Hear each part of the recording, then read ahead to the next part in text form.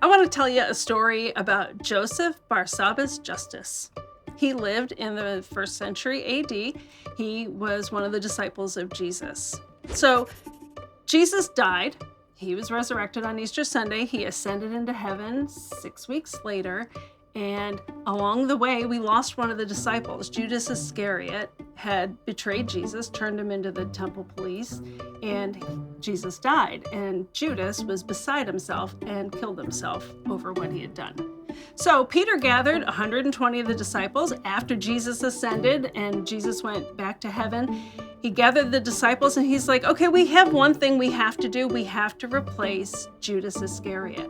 We need another disciple. This should be a person who was with Jesus from his baptism to his ascension. It should be someone who witnessed Jesus' resurrection.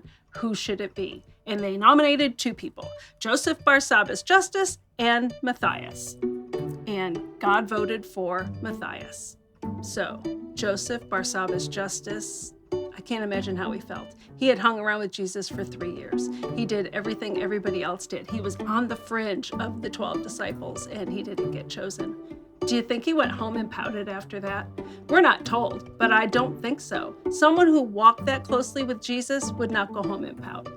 So what do you do when God doesn't play things your way? Do you go home and pout? Do you say, I'm not going to church anymore because things didn't go your way? I don't think that's what we should do.